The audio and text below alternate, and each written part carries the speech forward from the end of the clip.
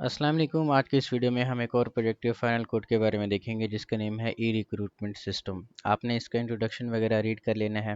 हमारे पास तीन मॉड्यूल बनेंगे, एक कैंडिडेट मॉड्यूल होगा, एक रिक्रूटर और एक एडमिन मॉड्यूल होगा हमारे पास। जो फंक्शनल रिक्वायरमेंट है उनको रीड आउट कर लेते हैं। सबसे पहले जो कैंडिडेट होगा वो रजिस्टर करेगा, देन लॉगिन करेगा। वो सर्च कर सकेगा जॉब की वैकेंसीज़ को based on their keyword, job title, industry, location, यानी वेरियस सर्च क्राइटेरिया होना चाहिए आपका। कैंडिडेट्स सबमिट कर सकते हैं अपनी एप्लीकेशन को online, including upload their CVs वगैरह। ठीक है, वो सीवी वगैरह को भी जब भी एप्लीकेशन को अपना सबमिट करवा रहा होगा तो सीवी वगैरह को भी वो भेज सकता है। जैसे लिंक्डइन पे हम जॉब सर्च करते हैं, वहाँ पे फिर अप्लाई करते हैं तो सीवी वगैरह भेजनी पड़ती है। He should be able to view jobs alert and notifications. वो नोटिफिकेशन और जॉब के अलर्ट्स वगैरह को भी देख सकता है। कैंडिडेट्स एप्लीकेशन की कंफर्मेशन वगैरह को भी देख सकता है। इंटरव्यू कब स्केड्यूल हुआ है वो भी उसे पता चल जाएगा, और स्टेटस अपडेट मैसेज भी उसको आ जाना चाहिए। ठीक है, कैंडिडेट्स जॉब्स वैकेंसीज़ वगैरह को सोशल मीडिया पे भी शेयर कर सकता है। वो पोस्ट कर सकता है फीडबैक को रिक्रूटर के हवाले से या फिर वेबसाइट के हवाले से। रिक्रूटर मॉड्यूल हमारे पास आ जाता है, वो भी रजिस्टर करेगा, लॉगिन करेगा। लॉगिन करने के बाद वो पोस्ट कर सकता है जॉब वैकेंसीज़ वगैरह को। वो एक्टिवेट और डीएक्टिवेट भी कर सकता है जॉब्स वगैरह को। Recruiter should be able to track application throughout the hiring process. वो एप्लीकेशन वगैरह को भी देख सकता है, रिव्यू कर सकता है रिज्यूम्स वगैरह को, इंटरव्यू वगैरह स्केड्यूल कर सकता है और रिकॉर्ड कर सकता है फीडबैक वगैरह को। This system should allow recruiter to search and filter resume based on keyword. यानी एक रिक्रूटर ने बहुत सी जॉब्स वगैरह पोस्ट की होंगी तो हर एक जॉब के रिगार्डिंग वो एप्लीकेशंस वगैरह को भी देख सकता है। He should be able to download, store and manage resumes. जो रिज्यूम्स उनकी होगी कैंडिडेट्स वगैरह की वो भी ये देख सकता है, मैनेज कर सकता है, शॉर्ट लिस्ट कर सकता है कैंडिडेट्स वगैरह को, और कैंडिडेट को कांटेक्ट कर सकता है ईमेल पे या वेबसाइट पे। मैसेजिंग सिस्टम वगैरह वहाँ पे आपने बनाना है messaging system. He should be able to generate reports of candidates based on their experience, qualification और experience के अकॉर्डिंग भी reports वगैरह बना सकता है। वो भी feedback वगैरह पोस्ट कर सकता है। फिर हमारे पास एडमिन मॉड्यूल आ जाता है। एडमिन सबसे पहले कैंडिडेट्स और जो रिक्रूटर हैं उनको मैनेज कर सकता है। वो कैंडिडेट्स और रिक्रूटर्स के अकाउंट्स वगैरह को भी देख सकता है। वो एक्टिवेट और डीएक्टिवेट भी कर सकता है जॉब पोस्टिंग। अब यहाँ पे देखें, जॉब पोस्टिंग हमारी जो होंगी वो रिक्रूटर के लिए होंगी, यानी उनके स्टेटस को वो एक्टिव और डीएक्टिवेट कर सकता है। कैलेंडर इंटीग्रेशन यहाँ पे लगानी चाहिए। अब देखें, इंटरव्यू के लिए हमने अलहदा से टेबल नहीं बनाई थी, इसलिए कैलेंडर इंटीग्रेशन यहाँ पे नहीं हो पाई है। ठीक है, तो सिर्फ यही मिसिंग है हमारे इस प्रोजेक्ट में से। He should be able to create reports for registered users. वो रिपोर्ट्स भी क्रिएट कर सकता है। शेयरिंग ऑप्शन जो कि होम पेज के ऊपर प्रोवाइडेड होंगे जॉब लिस्टिंग के हवाले से। He should be able to view and manage feedbacks वगैरह, वो फीडबैक्स वगैरह भी देख सकता है। एडमिन हमारा सोल अथॉरिटी होता है किसी भी वेबसाइट का। तो हमने आपको एक जिप फाइल दी होगी, आपने उसको एक्सट्रैक्ट करना है। एक्सट्रैक्ट करने के बाद आपने जाके लोकल होस्ट के अंदर इसको रन करवाना है। हमने यहाँ से पहले से रन करवाया हुआ है। कुछ इस तरह का आपका होम पेज बनेगा। यहाँ पे सबसे पहले आपने इसकी बैकग्राउंड पिक्चर चेंज करनी है, जॉब्स वगैरह पोस्ट करनी है, और यहाँ पे ये जो हमारे प्रोटोटाइप में भी कुछ था इस तरह का। ठीक है, तो सबसे पहले हम एडमिन मॉड्यूल को देखते हैं। आपने दो ब्राउज़र्स के अंदर इसको ओपन कर लेना है। ठीक है, एक ब्राउज़र के अंदर आपने एडमिन मॉड्यूल को ओपन कर लेना है, जिसका जो यूज़र नेम होगा एडमिन होगा, पासवर्ड भी हमारे पास एडमिन ही होगा। ठीक है, ये एडमिन का डैशबोर्ड है जिसमें वो टोटल यूज़र्स वगैरह को देख सकता है।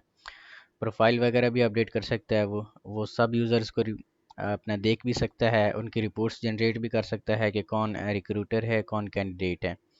व्यू डिटेल पे जाएंगे तो वो व्यू डिटेल भी कर सकता है। ठीक है, रिक्रूटर अपना कैंडिडेट्स की डिटेल सारी की सारी देख सकता है। और यहाँ पे रिक्रूटर को भी देखें अगर, तो यहाँ पे रिक्रूटर को भी देख सकता है। उनकी जॉब पोस्टिंग का स्टेटस भी एक्टिवेट और डीएक्टिवेट कर सकता है यहाँ से वो। ठीक है, एक्टिव है तो वो जॉब पोस्ट कर सकेंगे, डीएक्टिवेट है तो जॉब पोस्ट नहीं कर सकेंगे वो। ठीक है, यहाँ पे डिफरेंट जॉब्स वगैरह को भी वो देख सकता है, जॉब्स वगैरह को भी वो मैनेज कर सकता है। यानी कोई जॉब अप्रोप्रिएट नहीं है तो वो उसको डीएक्टिवेट कर सकता है। डीएक्टिवेट का मतलब है कि इस जॉब के ऊपर कोई भी बंदा अप्लाई नहीं कर सकता। ठीक है, वो डिलीट भी कर सकता है। इसी तरह फीडबैक्स हैं, वो फीडबैक्स को देख भी सकता है और यहाँ पे डिलीट भी कर सकता है। फिर हमारे पास आ जाता है हमारा रिक्रूटर मॉड्यूल। रिक्रूटर मॉड्यूल सबसे पहले यहाँ पे आपने रजिस्टर करवा लेना है, ठीक है, यूज़र नेम नेम से, फिर password, CNAC number, address, town, region, post code, country, और यहाँ पे यूज़र टाइप हमारे पास दो यूज़र्स आ जाएंगे, एक कैंडिडेट होगा एक रिक्रूटर होगा। बारी बारी आपने दोनों को रजिस्टर करवा लेना है। यहाँ पे हमने यूज़र को पहले से ही रजिस्टर करवाया हुआ है, आपने अपने यूज़र रजिस्टर करवाने हैं और उनको अपना पासवर्ड देना है, ठीक है। यहाँ पे 1 2 3 हम करते हैं। तो ये रिक्रूटर का डैशबोर्ड आ जाएगा, जिसमें अगर उसने कोई भी जॉब्स पोस्ट की होंगी तो वो उन सारी की सारी जॉब्स के ऊपर अगर कोई एप्लीकेशन वगैरह आई होगी तो वो यहाँ पे देख सकता है। वो अपनी प्रोफाइल वगैरह को भी अपडेट कर सकता है, वो जॉब्स वगैरह भी पोस्ट कर सकता है यहाँ से। Job title, job description, requirements क्या है, लोकेशन कहाँ पे है, इंडस्ट्री क्या है, कीवर्ड क्या है, सारी की सारी जॉब्स को यहाँ पे वो व्यू भी कर सकता है। वो चाहे तो इनको एडिट भी कर सकता है और यहाँ पे वो एक्टिवेट और इनएक्टिव भी कर सकते हैं उनको, ठीक है। यहाँ पे वो फीडबैक्स वगैरह भी पोस्ट कर सकता है। अब आप कहेंगे कि इनके जो अपना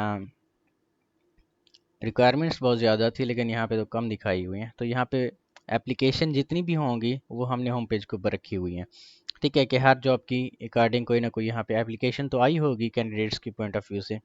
तो यहाँ पे व्यू एप्लीकेशन कर सकता है वो, यहाँ पे रिपोर्ट्स वगैरह भी जनरेट कर सकता है। यहाँ पे सर्च क्राइटेरिया हमने यहाँ पे दिया हुआ है, वो उनकी एजुकेशन के लिहाज से भी सर्च कर सकता है। यहाँ से BCS मैंने लिखा है, BSCS करते हैं तो ये वाली आ गई। आप BSIT करें तो BSIT के अकॉर्डिंग यहाँ पे आ जाएगा, ठीक है। यानी डिफरेंट क्राइटेरिया वो यहाँ पे कर सकता है। वो इनको अपडेट स्टेटस भी कर सकता है कि अप्लाइड है, शॉर्ट लिस्टेड है, इंटरव्यूड है, रिजेक्टेड है या एक्सेप्टेड है, ठीक है। उनका स्टेटस वगैरह भी यहाँ से मैनेज कर सकता है।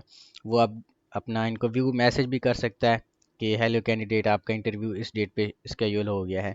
इसलिए मैं कह रहा था कि वहाँ पे कैलेंडर की इंटीग्रेशन हमारे पास नहीं हो पाई, क्योंकि हम मैसेजिंग सिस्टम के ज़रिए ही उनको नोटिफाई करेंगे कि आप सिलेक्ट हो गए हैं और आपका इंटरव्यू यहाँ पे हो गया है। वो उनको नोटिफिकेशन वगैरह भी भेज सकता है, ठीक है। सारी की सारी रिक्वायरमेंट्स उसकी यहाँ पे आ जाएंगी। आपने क्या करना है, आपने जॉब्स वगैरह यहाँ से 10 से 15 जॉब्स वगैरह को पोस्ट करवाना है, ठीक है, ताकि वो हमारे होम पेज के ऊपर आ जाए। फिर रजिस्टर करवाने हैं एज ए कैंडिडेट, अपने कैंडिडेट के तौर पे रजिस्टर करवाना है। कैंडिडेट यहाँ पे सबसे पहले लॉगिन करेगा, यहाँ पे हम कैंडिडेट को लॉगिन करवाते हैं, ठीक है। सारी की सारी जॉब्स वगैरह को देख सकेगा। वो डिफरेंट सर्च क्राइटेरिया के ऊपर है, जैसे कि मुल्तान की जॉब्स अगर कोई है तो वो सर्च कर सकेगा, कोई होगी तो यहाँ पे आ जाएगी, अदरवाइज़ ये उसको मैसेज दे देगा, ठीक है। यहाँ पे हमारी जो जॉब है हम देख लेते हैं, वो BSCS है रिक्वायरमेंट उसकी, या BSIT है। कीवर्ड्स वगैरह पे भी सर्च कर सकता है, जैसे ये प्रोग्रामिंग का है, हम यहाँ पे प्रोग्रामिंग का सर्च करेंगे तो यही आ जाएगा, ठीक है, सर्च होके हमारे पास, ठीक है। और यहाँ पे अगर बैक एंड लिखें हम, क्योंकि इसका कोई भी हमारे पास जॉब नहीं है, आपने डिफरेंट जॉब्स वगैरह क्रिएट कर लेनी है लिंक्डइन को कॉपी करके। अपडेट प्रोफाइल भी कर सकता है, जितनी भी जॉब्स के ऊपर अप्लाइड उसने किया होगा वो सारी की सारी जॉब्स को भी यहाँ पे देख सकता है। वो इंटरव्यू स्टेटस को भी देख सकता है, मैसेजेस यहाँ पे व्यू भी कर सकता है वो, और रिप्लाई भी दे सकता है मैसेजेस का। नोटिफिकेशन वगैरह उसके पास कोई आएंगे तो वो नोटिफिकेशन भी यहाँ से देख सकता है, ठीक है। फीडबैक्स वगैरह को भी यहाँ पे दे सकता है कि वेबसाइट के अकॉर्डिंग है या रिक्रूटर के अकॉर्डिंग है, ठीक है जी। यहाँ से आपने जॉब को पोस्ट करवाना है, नया कैंडिडेट यहाँ से ऐड करना है। जैसे कि हम यहाँ पे अपना जॉब को एक नया कैंडिडेट यहाँ पे बना रहे हैं, एक और भी कैंडिडेट हमारे पास था, ठीक है। यहाँ से उसकी प्रोफाइल वगैरह को आपने अपडेट करवा लेना है, इसकी प्रोफाइल अपडेटेड नहीं है, और यहाँ पे जाके वो अप्लाई कर रहा है जॉब के ऊपर, ठीक है। ईयर ऑफ एक्सपीरियंस आपके पास कितना है, 3 साल है, ठीक है, तो यहाँ पे 3 लिखते हैं हम। सैलरी कितनी एक्सपेक्टेशन है, जैसे लिंक्डइन पे होता है कि हम 34,000 आपके पास आ जाएंगी, ठीक है। यहाँ पे आप कोई भी CV वगैरह अपने अपलोड कर सकते हैं, तो हम यहाँ पे ये वाली अपलोड कर रहे हैं, ठीक है जी। अप्लाई नाउ पे क्लिक करते हैं तो ये यहाँ पे एक दे रहा है, वो ये दे रहा है कि आपकी जो कैंडिडेट्स की टेबल के अंदर आपकी जो प्रोफाइल है वो अपडेट नहीं हुई है, ठीक है। तो सबसे पहले आपने इसकी प्रोफाइल वगैरह को अपडेट करना है। यहाँ पे फर्स्ट नेम उसका लिखना है, लास्ट नेम उसका लिखना है, यहाँ पे रिज्यूम्स PDF वगैरह, क्योंकि वो यहीं से आई थिंक क्या आएगी, ये लिखनी है, ठीक है। और स्किल्स वगैरह आपने दे देने हैं, आपने एक्सपीरियंस वगैरह को भी आपने यहाँ से देना है, एजुकेशन वगैरह को भी आपने यहाँ से ले लेना है। अपडेट प्रोफाइल पे क्लिक करेंगे तो आपकी जो प्रोफाइल है वो अपडेट हो जाएगी। फिर होम पे जाएं, यहाँ पे अप्लाई पे क्लिक करें, ठीक है। तो यहाँ पे 3 साल का एक्सपीरियंस है आपके पास, सैलरी एक्सपेक्टेशन आपकी ये आ गई, अपलोड सीवी पे क्लिक करेंगे तो आपकी बार आपकी ये अपलोड हो जाएगी। ठीक है, तो ये आपकी जॉब है वो अप्लाई हो गई है। सबसे पहले आपने अपडेट प्रोफाइल करना है कैंडिडेट्स के पॉइंट ऑफ व्यू से। अभी इसको कोई भी मैसेज नहीं आया तो इसलिए यहाँ पे ये कोई भी मैसेज नहीं आया इसको। ठीक है, बाकी ये मैसेज सेंड कर सकता है। ये उसका स्टेटस है अभी कि वो अप्लाइड है, नोटिफिकेशन अभी इसको कोई भी नहीं आया।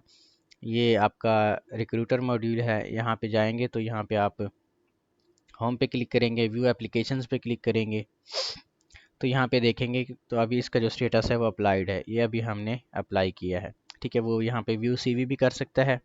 अभी यहाँ पे व्यू सीवी इसकी नहीं आ रही, नो यूआरएल फाउंड यहाँ पे दे रहा है। आपने कोड के अंदर जाना है यहाँ पे और एक चीज़ को ठीक करना है, वो मैं आपको कर भी देता हूँ। यहाँ पे अगर देखें तो जॉब्स और एप्लीकेशंस पे क्लिक करें आप। जो सीवी है वो आपकी अपलोड्स के फोल्डर के अंदर सेव हो रही है। और यहाँ पे देखें अगर आपका अपलोड्स का फोल्डर है वो कहाँ पे है, प्रोजेक्ट्स के अंदर हम जाएं तो जो अपलोड्स का फोल्डर है आपका कैंडिडेट के फोल्डर के अंदर है। ठीक है, तो यहाँ पे आपने रिक्रूटर के फोल्डर के अंदर जाना है।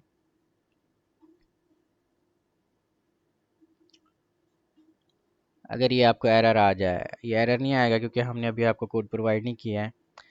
ये वीडियो एक तरह की टेस्टिंग वीडियो है हमारे लिए। यहाँ पे व्यू एप्लीकेशन पे और यहाँ पे जस्ट आपने इसका पाथ को ही अपडेट करना है, कैंडिडेट और कैंडिडेट में से सीवी यूआरएल।